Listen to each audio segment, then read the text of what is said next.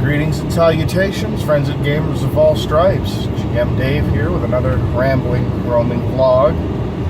It's a hot day today, climbing up into the 90s for us. So, decided to take a little drive up to some local mountains where it'll be a little bit cooler.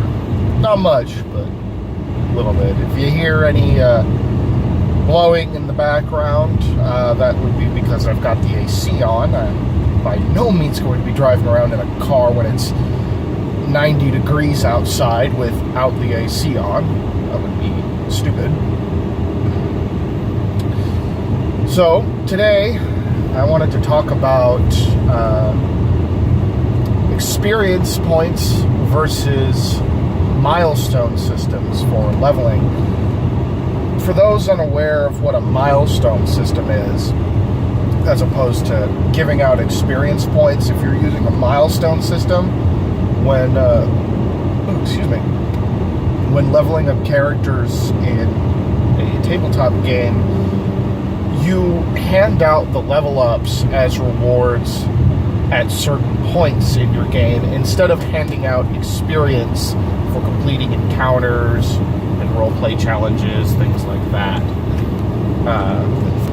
It's a nice method to use when you really want to kind of keep a good handle on when and where your characters are leveling up, especially at early levels, early to mid levels, I should say, when experience point calculation can sometimes get a little wonky and your characters can end up being lower level than you intended for the game that you're providing.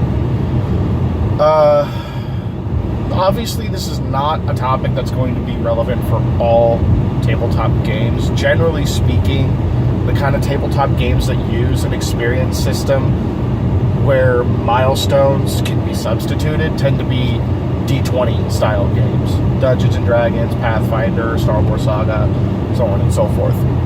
Those are the ones that usually use the experience scale that range in like earning thousands of points of experience, and however many thousand you've earned, or once you've earned a certain amount, that's when you level up. A lot of other games that do experience points, Savage Worlds, for example, does experience points.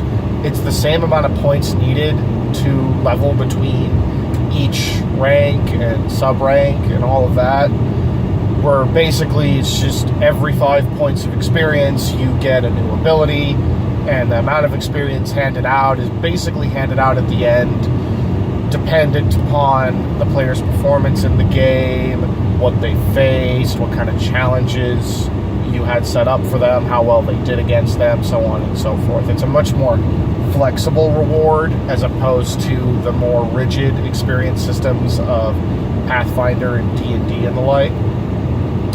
So, I want to look at kind of the pros and cons of each system. Now, I want to make it clear at the start, I prefer the milestone system now. I used to be 100% in the corner of giving out experience points. That was how I did things. And just like back in the day, I used to be 100% in the corner of rolling for stats. My view on that over the years has changed. I now much prefer point buy or standard arrays for stats, and I much prefer using a milestone system versus the experience point system, because I feel the milestone system is more compatible with trying to tell a story with your players and gives you a better level of control, so you can have a little bit more knowledge on how your game is balanced, because you are actively deciding when and where your players level up. But, so I mean, I inadvertently actually went into a few advantages of the milestone system there, instead of just waiting to, mention the milestone system, then talk about it. But, that being the case, the milestone system is far from perfect, and one reason for that is the fact that it can feel for your players sometimes like they are lacking in tangible rewards if you're using the milestone system. especially early on. If you're at a point in the game where your players are not really finding interesting new equipment or not earning some cool new abilities or things like that, the milestone system can feel a little bit unrewarding because they're not getting that tangible sense of progression as frequently. That is one way in which experience points as a level up system is considerably more useful, considerably stronger in terms of how it works as a system. If you go through a game and you fight a tough combat and have an interesting, fun roleplay challenge, but you come out of it with no new items, no real new money, no new much of anything tangible, you can, at the very least, still give your players that experience reward, which can act as a bit of a substitute for the more tangible items. Now, it's far from perfect, mind you. There are a lot of problems with the experience point system, but in that particular sense, it's a strong system. Now, the experience point system can also be useful in helping you to track the progress of your players and helping you to design dungeons that would be decently balanced for your party. Now, I'm not a very strong proponent nowadays of making sure that your dungeons are absolutely balanced for your parties. I find that sometimes breaking the bounds of in-game balance can make for really memorable encounters, but that's a different story. Experience points and challenge rating systems, which go hand in hand with that, are a good way of ensuring that you can get that balanced setup. But it comes with the major downside of, let's say your players are exploring a dungeon, and it's not a linear dungeon, as many dungeons often are not. You've set up enough combats and enough encounters in that dungeon to get them leveled up to the approximate level they should be at to continue with the campaign beyond that dungeon. But let's say they miss a third of those fights, a third of those encounters. So they've missed a third of that experience. Now they get to the end of the dungeon and you dole out the experience, everyone fills it out, and as you're looking over things at the end of the session, you realize, crap, they didn't get enough to get to where they need to be to handle the next part of the campaign. They're going to be underleveled, and in this particular situation, oh shit, maybe they can die. Now, all of a sudden, you've got to find some way to make up the difference, because they missed a third of the dungeon. You know, they didn't earn the experience because they didn't go through those encounters. So what do? Do you just reward them the experience as a bonus for completing the quest? That's certainly an option, and it's not an option I would ever knock. It's a perfectly viable option, actually, and that can definitely work, but there are going to be times, invariably, where you run into the problem of players go through a dungeon and, by pure luck, they find the fast way through it. They fight 3 or 4 encounters, and then they hit the boss. And they beat the boss, or they beat the final challenge of the dungeon, they complete the dungeon, take what they wanted, and then just head on out. There are going to be situations where that will happen. It's inevitable.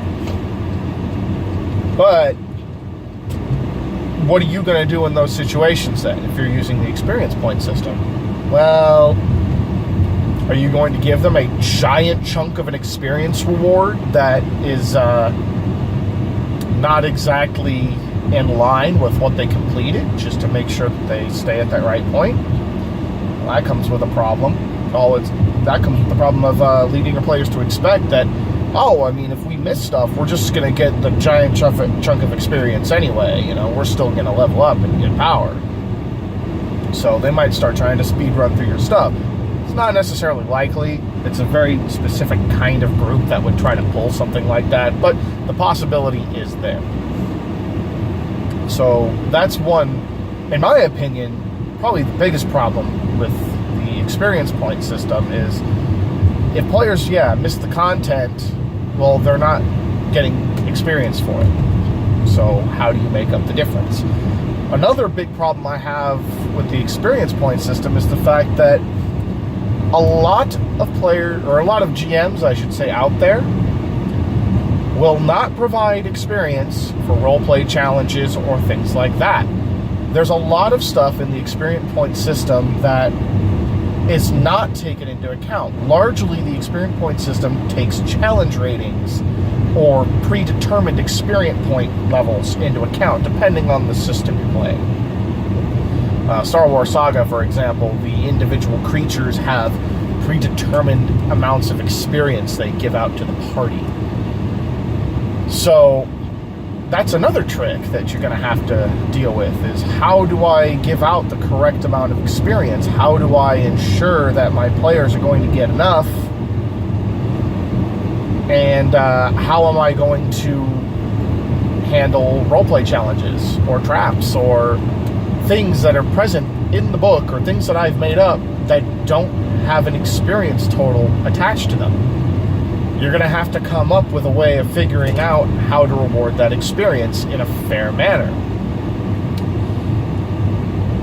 So the problem there, though, is that a lot of GMs, a very large number of GMs, because there is no effective way of doing this, just plain won't give experience for that stuff. Which means that there's a whole aspect of the game now that the players are not earning experience points for.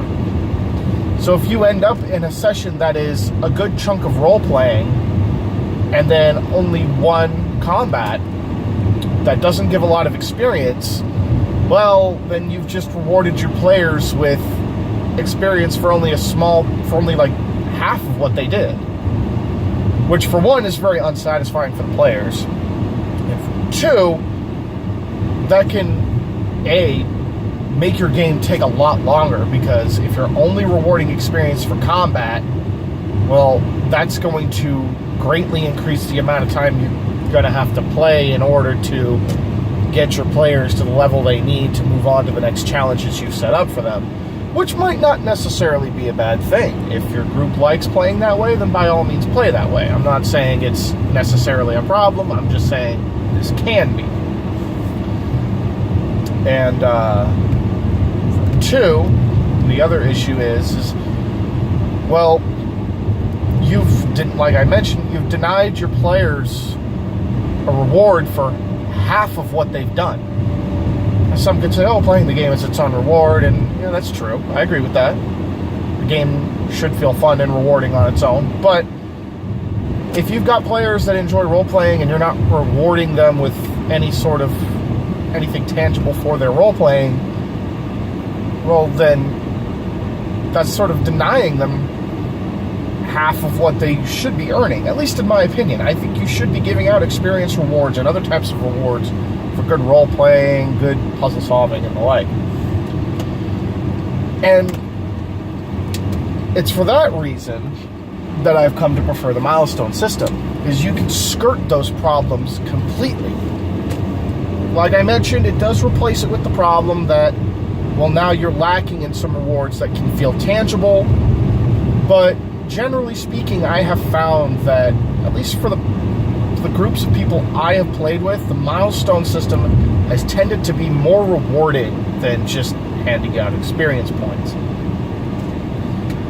Another advantage that the milestone system has over experience points is it's actually going to reduce some of the workload for the GM. The reason for this is part of the thing that makes experience points difficult to deal with after a while is you've got to figure out the math of how much experience your party is going to get Will this experience be enough to get them leveled up? And all of that to plan out future sessions. The thing that sucks is that if you're trying to do this at really any level of the game, it's easier at early levels, and it only gets progressively harder as you go. But at any level of the game, you've got to take into account how many players you've got in your party, because those experience totals you're giving out are not just being given lumped to each player. Using Star Wars Saga as an example again, I believe you kill a stormtrooper, he gives 800 experience. Well, that's not 800 experience to each player. That's 800 experience to the party. If you've got a party of 4, you've got to divide that 800 experience 4 ways. That means every player gets 200 experience from that. If you've got a party of 3, you've got to divide it 3 ways, party of 5 ways, so on and so forth.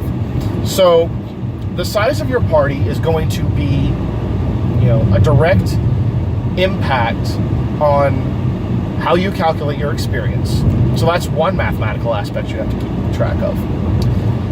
If the size of your party doesn't fit with the numbers, generally speaking, experience is done in multiples of like 5 and 10, sometimes 4. A lot of experience point totals are kind of geared towards 4 and 5, because those are, generally speaking, the party setups. But if you've got a more unusual party size, like 3 or 6, well, that's going to screw with your numbers a little bit, and that can sometimes be a problem. You're going to have to start rounding up and rounding down experience as you get fractional points involved. So that's another potential issue that you're going to run into.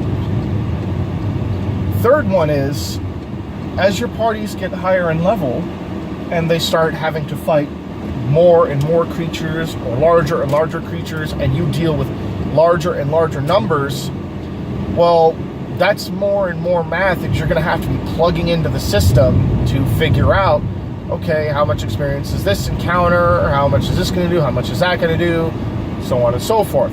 And if they're fighting creatures that are a little bit weaker than them or a little bit stronger than them, well, then you're going to have to check and see, like, okay, how much extra experience is this creature that is 2 or 3 challenge ratings higher, 2 or 3 levels higher than my party going to add? How much less experience are these creatures that are 2 or 3 levels lower than the party going to give?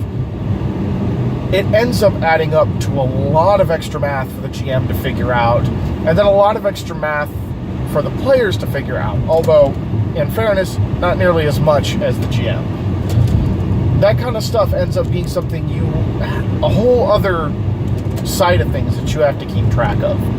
Whereas with the milestone system, since you are giving out the level ups at points that you have determined yourself, instead of relying on experience points to do so, you're reducing that workload, that extra workload of figuring out all these problems with experience point totals, which means that you can focus more on the game itself and less on the minutia involved with the game. Now, again, like I said, although I have given more pros than cons, or rather more cons for the experience system than cons for the milestone system, that is not to say that I have not noticed cons with the milestone system. The biggest one that I already mentioned is the fact that you can potentially lose that feeling of tangible reward. Another problem is that with the milestone system, it becomes very easy to overestimate and to underestimate when you should be giving your players those levels.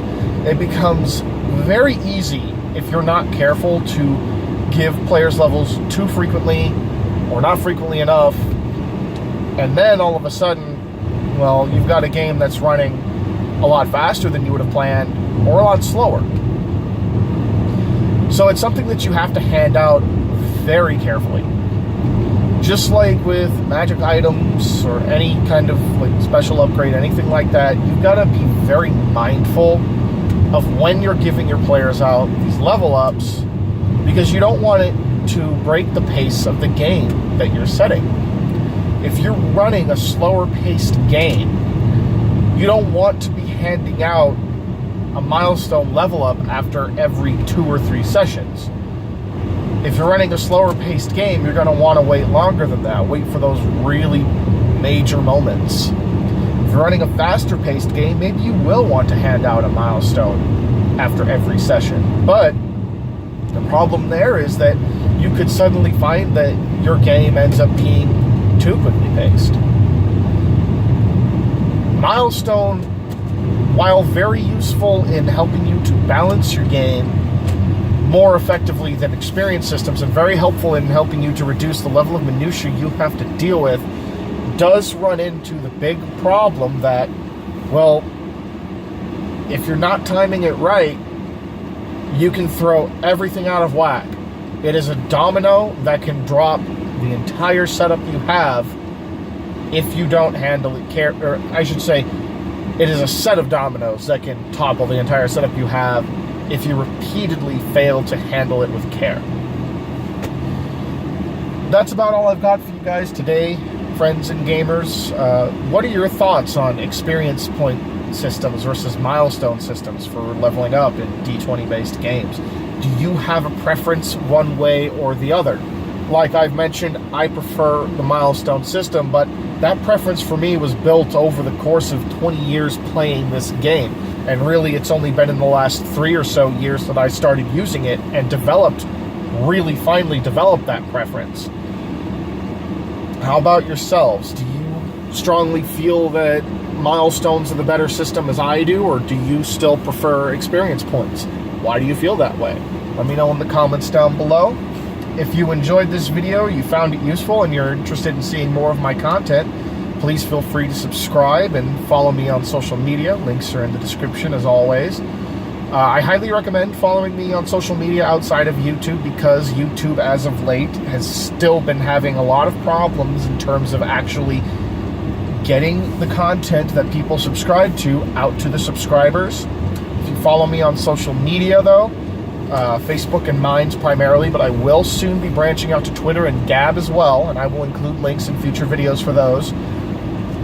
Follow me on those platforms, and you'll be able to get notices of the videos on the day that they are posted. I try to post my notices within the same hour that the video was posted, but because I like to get my videos uploaded in the morning, usually happens when I'm at work, so I'm not always able to do that. Still, as often as possible, I will get my videos notified on these other platforms. I will get those notifications out to you as soon as possible. And more importantly than any of those, if you like my content and you find it useful, please share it around. My goal on this channel is to share the many years of experience that I've gotten over the great amount of time I've spent playing these games with all of you. Sometimes it might be a little clumsier than others, like currently where I'm sort of fumbling over my words with this little end card bit, but hey, you know, nobody's perfect. Still, if you find my content useful, if you find it interesting, if you find it entertaining, please share it around with people that you think will enjoy it. I would highly appreciate that, you know, especially since it will help me to better provide content for everyone else and better share what I know, and hopefully provide some new perspectives for people who might not have thought of something. Much more than that even, I can get new perspectives from all of you. That's why I always encourage discussion in my comment section. So again, if you have something to say about this topic, share it with me. As always, friends and gamers of all stripes, it is my sincere hope that you roll high, role play well, and never stop gaming on. Have a good one.